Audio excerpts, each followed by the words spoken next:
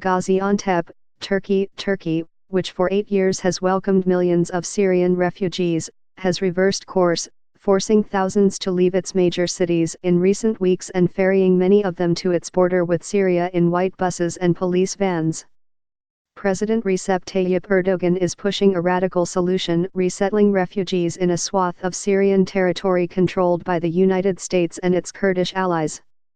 If that does not happen, he is threatening to send a flood of Syrian migrants to Europe. Mr. Erdogan has long demanded a buffer zone along Turkey's border with Syria to keep out Kurdish forces, whom he considers a security threat.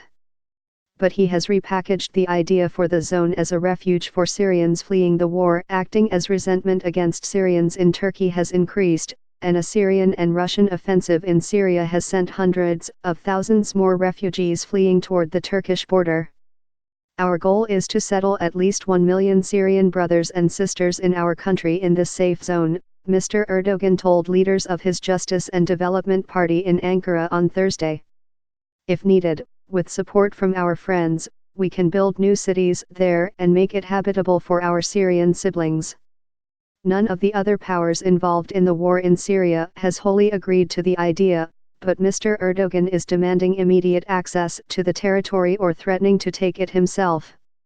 If not, he said, he would open the gates for large numbers of refugees to head into Europe as they did in 2015. The European Union has given Turkey about $6.7 billion since 2015 to help control the flow of migrants. But Turkey, which has given sanctuary to 3.6 million Syrians, says the migrant problem is growing exponentially. If there is no safe zone, we can't overcome this, Mr. Erdogan said on Saturday. Syrians have already turned their sights on Europe again. Turkish and international refugee officials have reported an increase in migrants and refugees trying to cross by boat into Europe from Turkey, many of them Syrians leaving Istanbul since the police crackdown. Over 500 refugees arrived by boat in the Greek island of Lesbos a week ago. Mr. Erdogan was long seen as a champion for Syrian refugees. His tougher policy on them comes after his party suffered a humiliating defeat in the election for mayor of Istanbul in June, and as a deepening recession, soaring unemployment and inflation have stoked anti-Syrian feeling among Turks.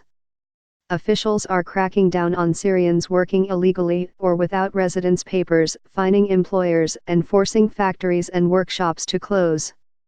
Pro-government media have grown more critical of Syrians, landlords are raising their rents, and social media is bursting with anti-Syrian comments.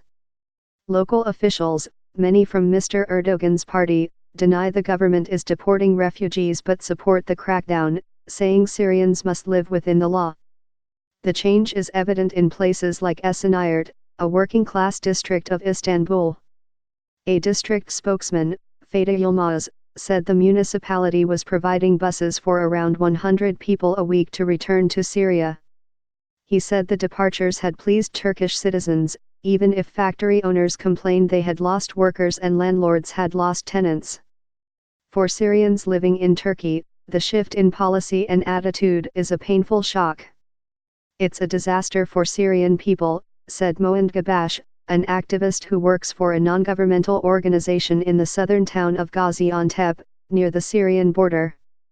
Syrian workers were being told to acquire work permits and pay social security, he said, but many say they cannot afford the extra costs, and even if they can, they fear more rules will be enforced, including one that demands 5 Turkish citizens have to be employed for every Syrian in a company.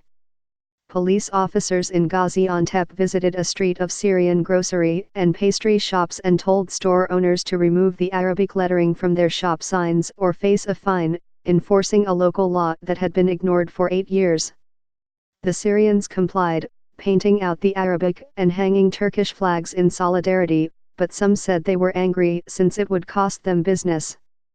Mohammed Ali Zouar, whose family operated a well-known pastry shop in Aleppo, Syria, dutifully covered up a verse by the poet Rumi on the wall inside his shop.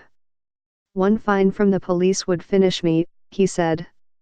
"I am no burden. I came with my own money, just don't squeeze us by the neck, let us survive." Syrians, who now make up 20% of the population in Gaziantep, have transformed the city, investing capital and bringing business skills and cheap labor. Most of them come from Aleppo, Syria's second-largest city and formerly a sophisticated cultural trading center. They have built a neighborhood of textile factories in Gaziantep, where Turkish and Syrian companies share buildings and workers. Hundreds of cafes, restaurants, and pastry shops there cater to Syrians. In the old city, Syrian stonemasons have restored some of the crumbling monuments, and skilled Syrian coppersmiths from Aleppo have found a place alongside Turkish craftsmen, beating intricate designs into copper jugs and platters in tiny workshops. Ibrahim Nalaz, 55, a renowned master craftsman from Aleppo who sells his wares across the Middle East, said he had long-standing business ties with Turkish craftsmen. "You have to have respect, then you will not have any problem," he said. Nour Mousili, a textile manufacturer who lost a $12 million factory in Aleppo in the war, brought trained workers with him as well as a customer base in the Middle East when he started anew in Gaziantep, making men's underwear. "We already had our international partners, so you could throw us anywhere and we can work," he said, making his business a net benefit to Turkey's economy.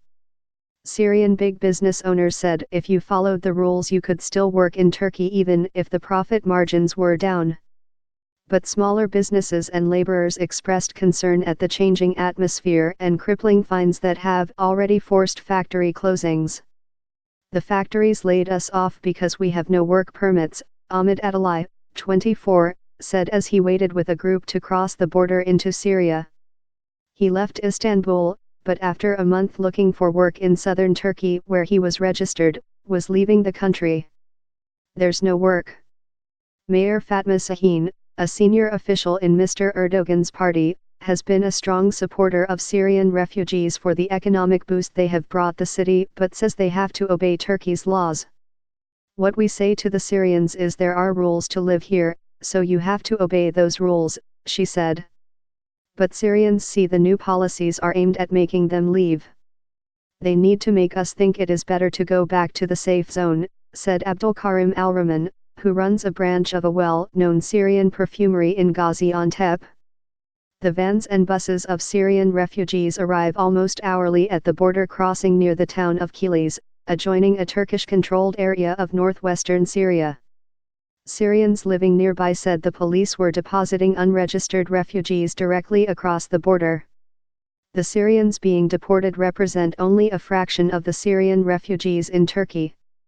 But the deportations send a sharp message to Mr. Erdogan's political opponents that he is taking action to reduce the number of refugees, and signal to Europe and the United States that he needs a new solution.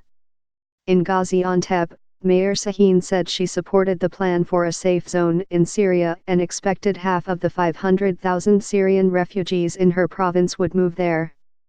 "Half of them will go, if opportunities are met and schools start to operate," she said. "They have to feel safe." The United States and Turkey agreed in principle last month to establish a jointly patrolled zone for refugees along the border, but they are still negotiating the details and major differences remain.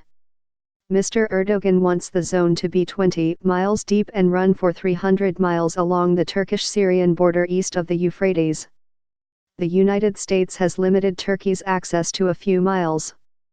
American and Turkish troops conducted their first joint patrol of a small zone on Sunday. But Syria has already called the plan a violation of its sovereignty, and Russia emphasized the need to preserve Syria's territorial integrity.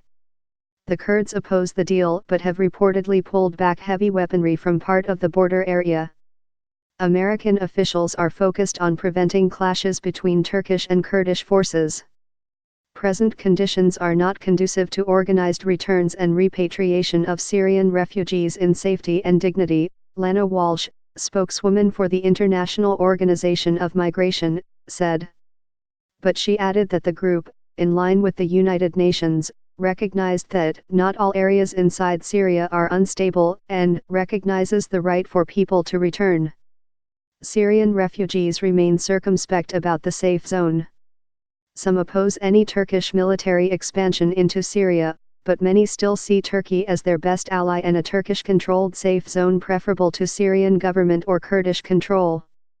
"Our people have had enough of displacement," said Hisham Elskif, a former civilian opposition leader from Aleppo, who now lives in Gaziantep. "They need to go back to their lands."